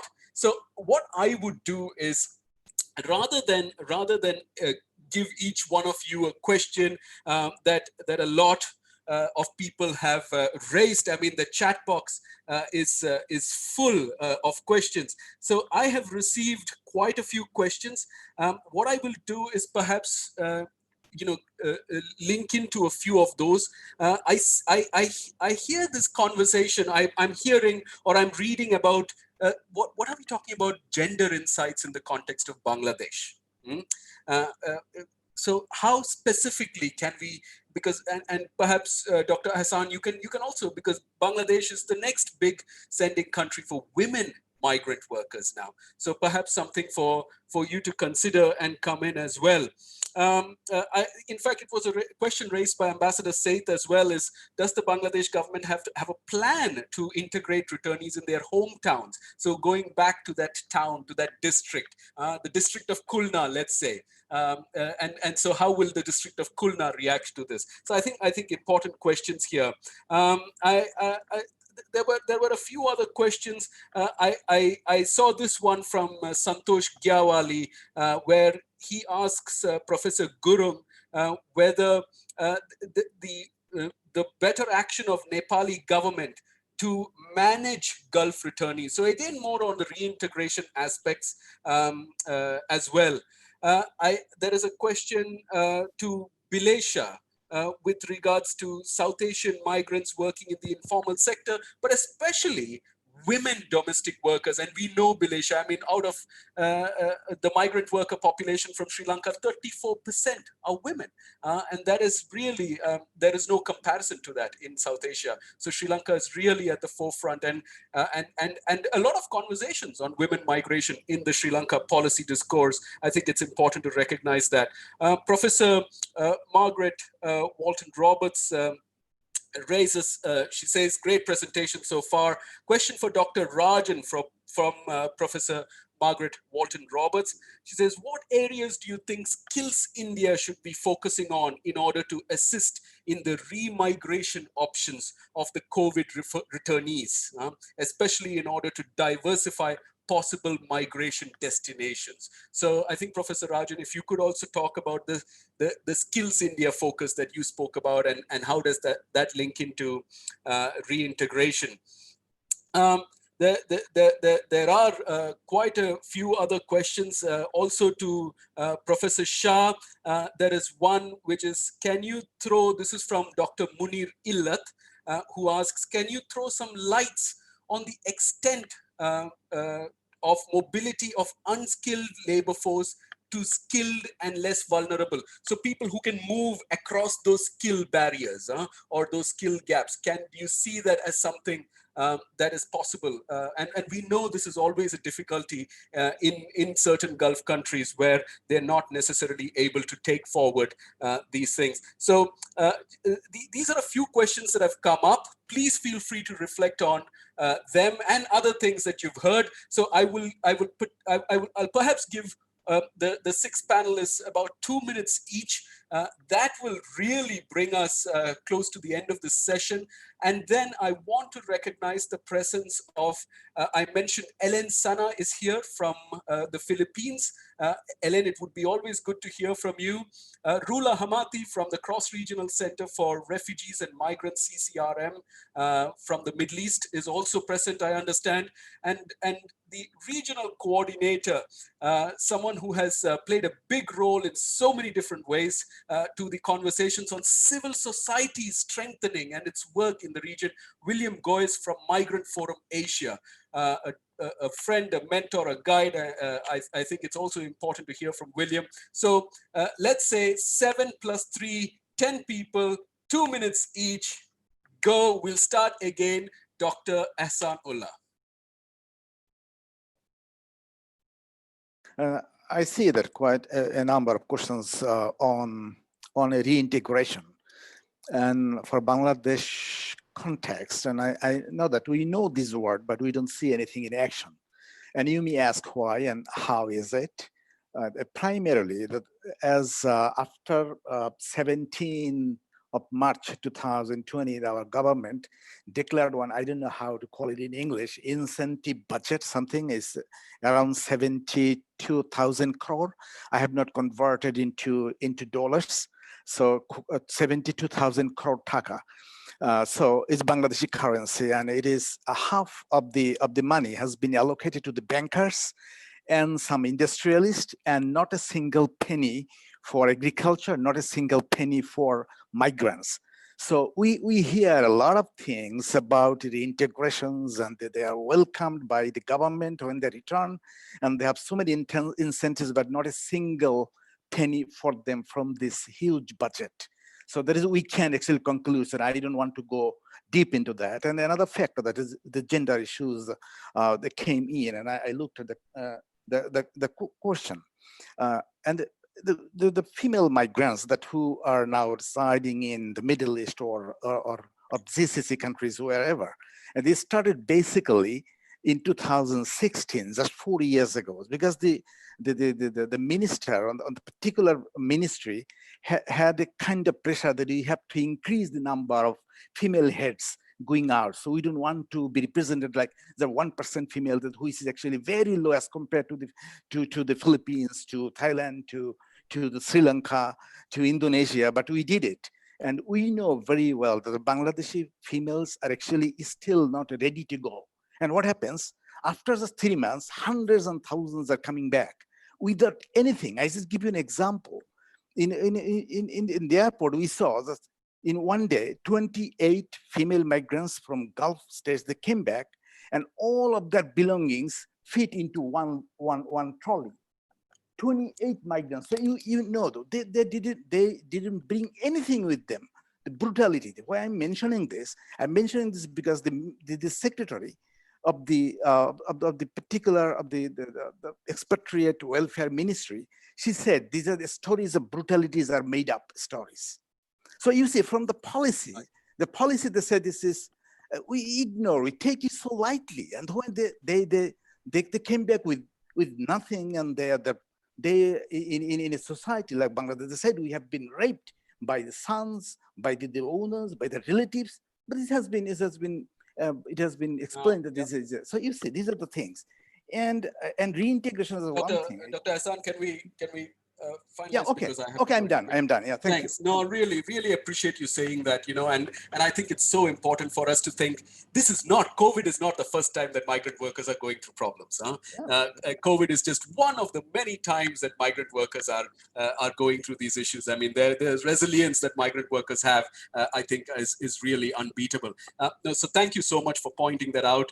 Professor Rajan, you have the floor, sir. Can you hear me, Sabri? Yes? Yes, sir. Okay.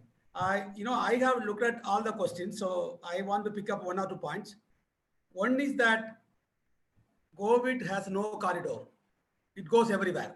So there is no corridor for South Asia Gulf. It has no borders. It don't require visa, anything. So it can go anywhere. Like migrants. It's like migrants. Second point, the undocumented migrants we were talking about, please remember, at least 20 to 30% of the South Asian migrants in the Gulf are undocumented. Not some small number, 20 to 30%. And please remember that itself indicates there is a parallel shadow labor market. That means there are jobs. So the Gulf is not going to close. I think it will reopen in a very massive way. That is very important for us to keep in mind. The third point I want to make is that return migrants rehabilitation, we can think of opening up.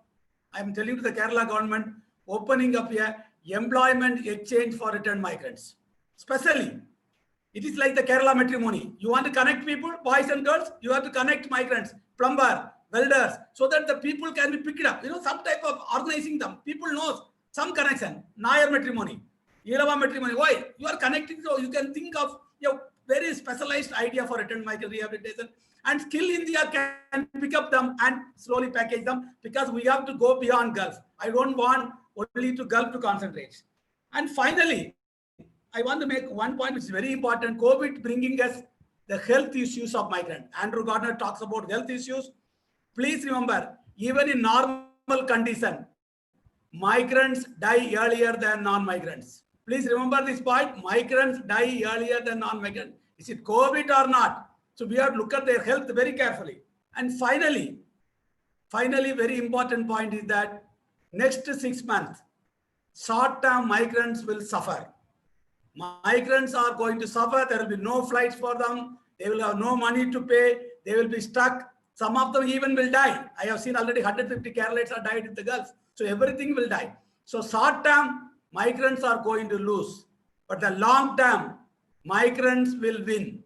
So migrant will be the winner in the long term. Short-term, they lose. Migrants, I have seen the migrant as a winner because they are like warriors. They are like war heroes. They are not fighting with the country. They are fighting with poverty. They are fighting with unemployment. They are fighting in their own country to get out and make to achieve the sustainable development goals. They are warriors. They are war heroes. So I think they will win. Maybe now you look like they are going to be loser, but I'm sure migrants will say the final word. They will win, and their winning will start in 2021 January onwards. Thank you. Right. Wow. Thank you very much, Professor Rajan. Warriors, that's what migrant workers are. And you're right, the Gulf will reopen in a massive way, but it's not just the Gulf. It's going to be across the world. And there's one sector that's going to be prominent, and that's going to be the health sector. A lot of healthline workers are going to be very, very important in this broader conversation that we will have. Right. That brings me to Dr. Gurung. Sir, you have the floor. Yes.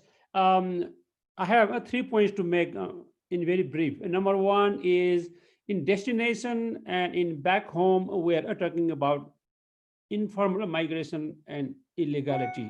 So there are a lot of discussion that illegal migrants should not be given the priority to bring back or for any kind of services. That should not happen. In fact, it is a humanitarian ground. Number two is, these migrants are economic heroes, but now after COVID, they are seen and they are considered as COVID carriers. So economic heroes are converted to a kind of victims or carrier of disease. So in back home in Nepal, if anyone coming from Gulf or anywhere abroad, migrants, they are chased and they are considered as a kind of a victim doing something wrong, So this is the situation. They should not be seen that way. Of course, they should be tested. COVID tested should be there, but not considered that way. The last thing is, how do we coordinate among ourselves in SAARC countries?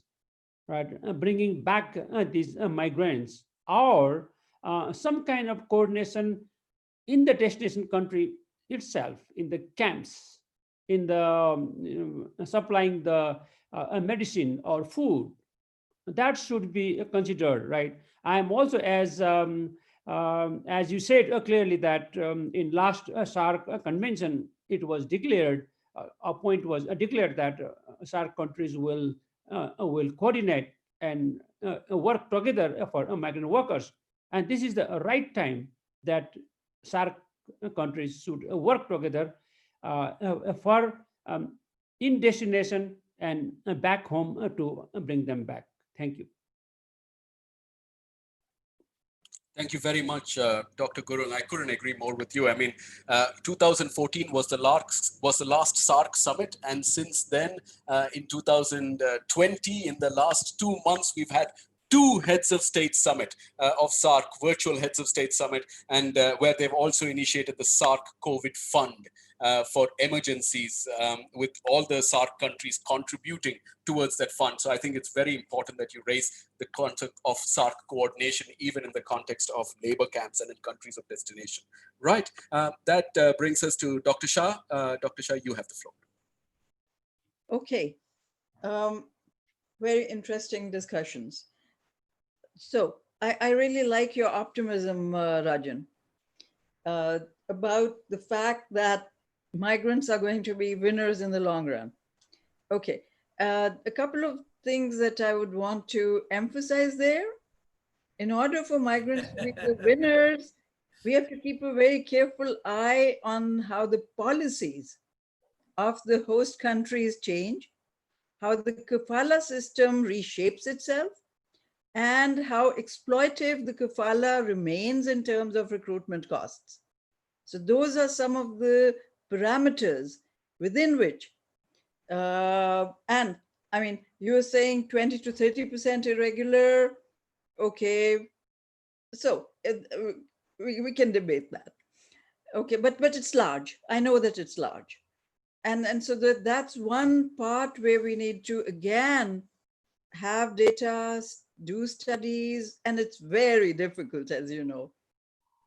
Okay, so to address the question of from unskilled to more skilled possibilities, with, if I understood the question, possibilities within the Gulf are relatively rare. So if you come in as a welder or a painter or a, that's where you stay for the 30 years that you are living there. So to move out of that is a very difficult one. But and all countries are trying to upskill and so on. So I mean, we could talk about that. So let me just stop with that. No, you're my gosh. I mean, you saying that people will stay a painter or a welder or an electrician for the 30 years that they are there, or a taxi driver, yes, or a taxi driver. We have to really recognize that there is a skill conversation that we are not having as much. So thanks, Munir, as well for raising that question. I think it's an important question, and that mobility gap should be fixed. Bilesha, over to you. Yes, Shabri. So you brought in about the informal sector and feminization, and also somewhere down a question I saw a concern about how labor migration affects young children. So I want to marry feminization, regulation, and informality in this wrap up little bit of mine. So starting with feminization, as you correctly said, Sri Lanka was very heavy on female migration. In 1997, 75% of all migrants from Sri Lanka were females. But we brought it down to 33% in like 2015-17, and this year it came up to 40%. So it's climbing up again. How did we bring it down? We introduced regulations. Specifically, there was this thing called the Family Background Report, where mother having a child less than 5 years would not be able to migrate for female domestic work. So that was the turning point in bringing down the female labor migration. So that was a piece of regulation. But when you bring in too much regulation, it paves the path for irregular or informal migration. So it had happened in Sri Lanka with the introduction of these FBR reports. Official statistics for female labor migration have come down, but there are other indications showing that still females do migrate for foreign employment outside the purview of the Sri Lanka Foreign Employment Bureau.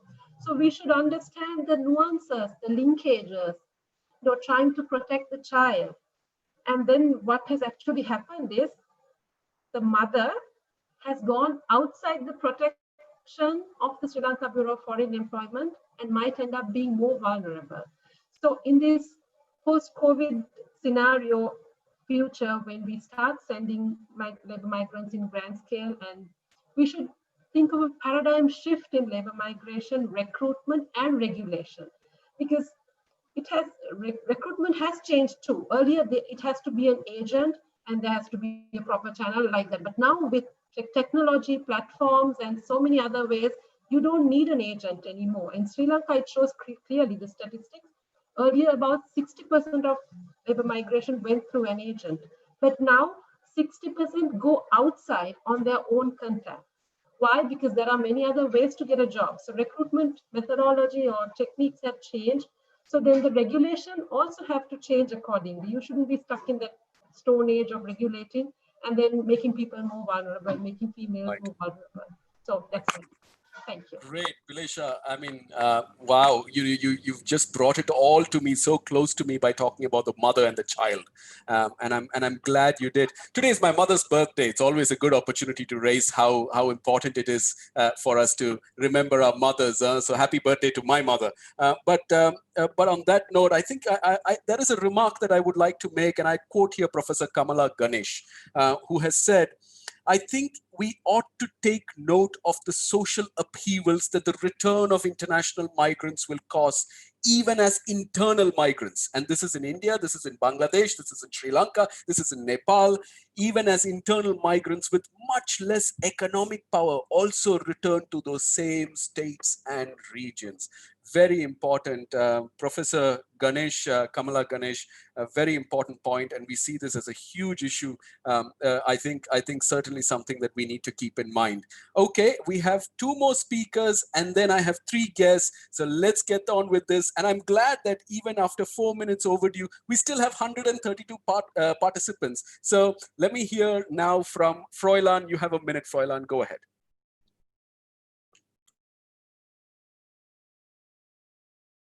You're on mute, Fräulein. Hello. Yeah, so high share of migrants in the Gulf also constitutes high risks, in public health. And a lot of Gulf countries are basically struggling to, maintain that image, abroad in terms of, providing all these humanitarian, benefits for a lot of migrant workers, while at the same time controlling the proportion of, migrants with, COVID cases. So for a lot of them, high proportion of these could really produce a lot of costs. So in the long run, as cases go up, a lot of these sending countries will likely sort of shift their, repatriation approach from a soft repatriation, which is currently amnesty, into a more hard and mandatory, repatriation approach in the long run. And that has a lot of, implications for sending countries. Because remember, a lot of these Gulf countries, they're struggling to maintain their sovereign wealth funds, aggravated by low price of oil and no tax revenues at the moment. So no investments and no confidence at all, from the international market. And they've created a lot of these mega infrastructures too. So, Gulf states are caught in this dilemma, similar to a lot of sending countries. So the challenge for them now is basically, how can we govern sort of mobility, right? This proportion of migrants, while at the same time maintaining their image, right? That they're actually doing something, that they're actually improving in the case of Qatar, in the case of UAE. Remember, you have these regional sort of events that are happening very soon. So it's a critical balance. It's a critical challenge for them. And I think it's very essential to look at these elements in the long run. So thank you so much. No, thanks so much, Fräulein. Andrew, as the last panelist, do you have not a 7 points, but 0.7 points? Go ahead. I would love to just build on Fräulein's comments. And I think it's important to recognize that the vast contingent of South Asia and migrants of all sorts in the Gulf states are actually key and essential features, not just of the Gulf economies, but to the political legitimacy of the authoritarian leadership in the Gulf states. These projects and these workers are the mechanism by which the families that control the state distribute that state-controlled wealth to its citizenry. Building these cities, constructing these cities, this is the economy of the Gulf states. And so I just wanted to ensure that not only are we talking about an economic dependency here, but we're actually talking about a socio-political dependency on which the authoritarian leadership's legitimacy rests. No problem. Thanks so much. Yeah, no, absolutely. Andrew, thanks. I appreciate you saying that. I think it's important to keep that in mind. Look, we have 3 final guest speakers in any which order, but if I may take the liberty, Ellen Sana from the Philippines, please go ahead, Ellen. Thank you, Shabri, and thank you to all our panelists, and thank you for the opportunity. The Gulf is a very important destination of Filipino migrant workers as early as the 70s, as the Pakistans as well. And more than 60% annually goes to the Gulf. And I think but the issue is a lot of our migrants in the Gulf are into the services sector. A lot of them are low skilled. And of course, almost 60% of our women are in domestic work, including in the Gulf states. And that's why they are rendered quite vulnerable with this COVID pandemic. So, but then as Froilan is posing the question that, but then they are not going home, because not all, like the domestic workers, they're not going to be terminated. But we can imagine that life would be quite challenging, and probably all these issues of overwork and other expectation will be magnified in the times of COVID. But then those in the services, like in the UAE, that can be rendered non-essential, they are suffering right now. But then they know that life in the Philippines is more difficult. And so they and with this announcement of the UAE that they will be given this grace period for their visa until December, they changed their mind. They already registered with our consulates and embassies that they will be flying home. But then when they realized that they can stay until December, they again decided, no, okay, I will take my chance and stay until December. And then they will think about it, if they will go home or not by December. But I think it's not the unwillingness to go home, but it's because, again, what prompted them to go there in the first place? It's really like a forced migration for many of them. And our government has recognized us from the time of Marcos, which started this mass migration to the Gulf. So it was because of the lack of these job opportunities in the country. And so until now, and we are far worse off. The economy is expected to be like between -1 and 0 or 1% growth. So what is that? So again, the whole point is they will plunge into the unknown, if only to have that little opportunity that maybe in the end they will find some jobs. So it's the job. It's not that they don't want to go home, but yeah. No. Thank you. Thanks so much, Ellen. Thanks. Thank you for bringing us back to the ground on this, the reality on this. Rula Hamathi from CCRM. So maybe also to complement some of the points that Andrew and Froilan made about the Gulf. Rula is based there, works extensively with the networks of civil society organizations in the Middle East itself. Rula, any word from your side? Yeah, thanks, Shabli. No, I think it's been very, very interesting generally, but the conversation on irregularity, I think that was a very interesting conversation. And I think it's really important to, the idea of irregularity kind of providing protection or a shield in a way, it's really interesting to break down this idea, I would say. I mean, if we look at countries like Kuwait, for instance, you have on the one hand these kinds of amnesty programs that are happening, but on the other hand, and internally, a lot of crackdown on irregular migration, a lot of crackdown on visa trading, and all of that, saying we need to reform that and change that. So I think the link here is to really recognize that obviously for irregular migrants to be in existence, there is a demand and there is a need for this kind of work. But the hook would be then to see what needs to happen in terms of changing the labor market, in terms of providing flexibility, in terms of providing mobility, to take out the migrants out of irregularity, but also to provide for this flexibility that we are asking for. I think Bahrain is a very interesting example in this regard. And I think the COVID situation would be kind of the test of these schemes, if it work or not. Thanks so much, Rula. And I'm glad another good example that you gave in the context of Bahrain and what's happening there and what they're doing. Great. Final 1-minute word, and I think it's important to hear from a broader civil society perspective. William Goyes from Migrant Forum Asia. William?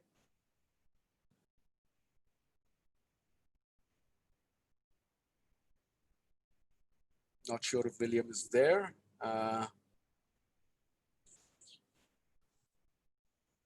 William, we can't hear you. I noticed that your microphone is unmuted. Right now it's muted.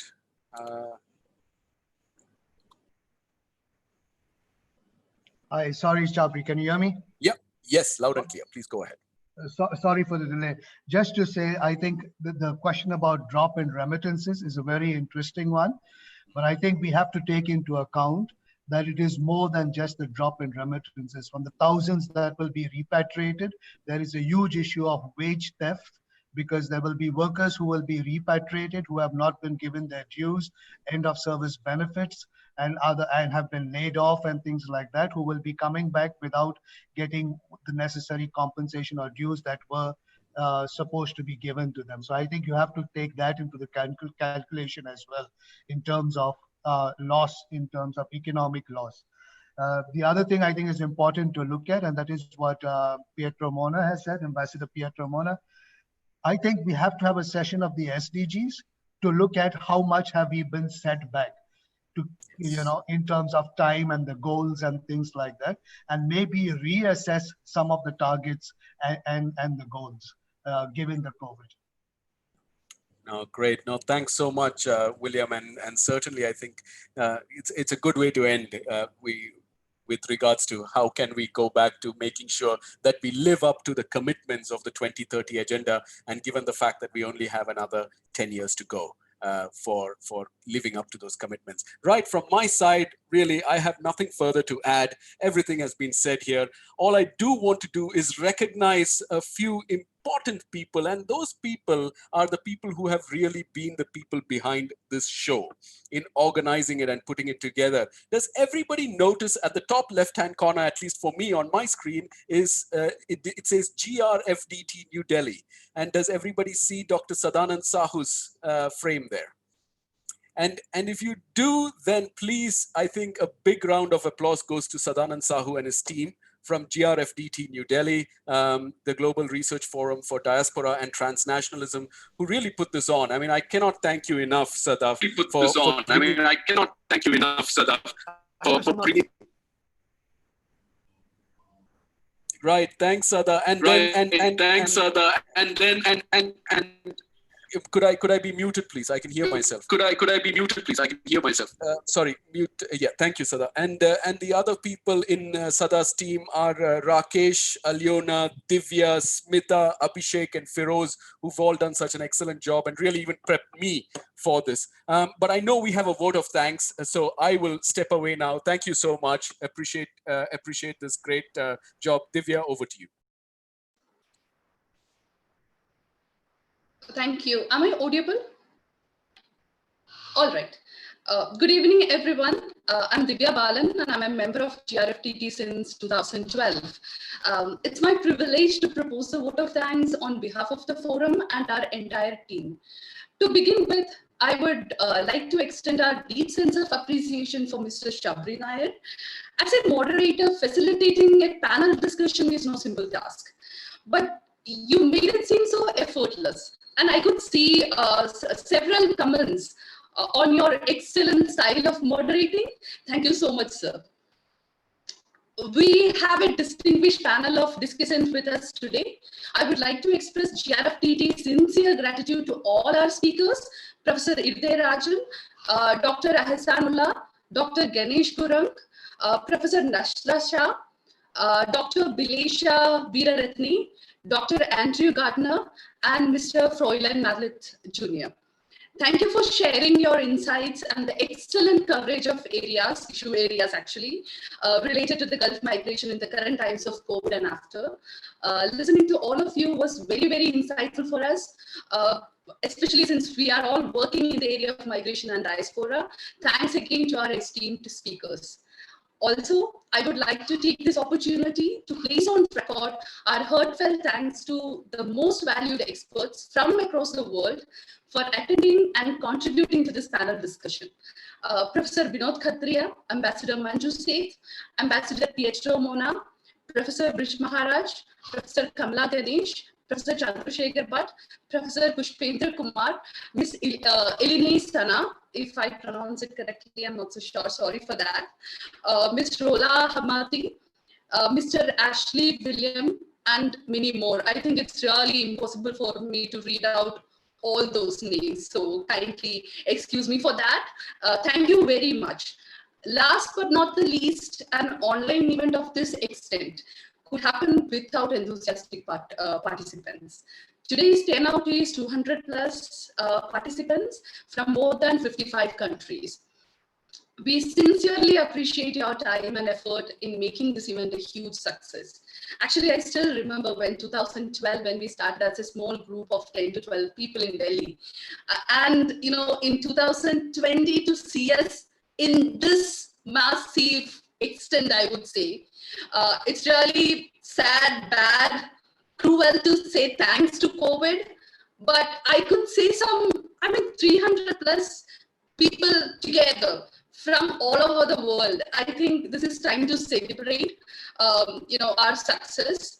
GRFDT team, maybe we'll meet after this whole presentation. But we look forward for your participation in the forthcoming activities as well. Before concluding, I would also like to announce our next panel discussion. It is on livelihood issues of migrants during COVID-19 and future challenges. This is on coming Tuesday, 2nd June 2020 at 6:30 p.m. Hope to see you all there. Thank you very much once again to all the participants, to all the speakers, the moderator, esteemed distinguished guest speakers from all over the world. And I'm sure, like, you know, there is no need to thank GRFDT team since, you know, we are organizing it. But then I think still it's part of the formality that I should thank all those who have worked really hard to make this event a huge success. Even 12 o'clock, 1 o'clock in the night, all the WhatsApp messages and cross-checking whether this is done or that is done. I think it's you know, something of this sort takes a lot of hard work, effort from all of us. And thank you so much. All of you stay safe. Thank you.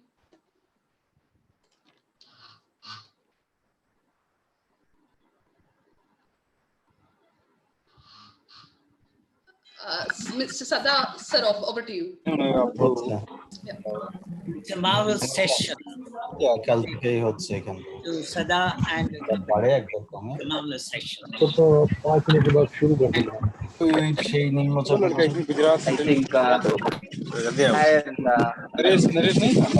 think deserves special applause. He is an excellent moderator.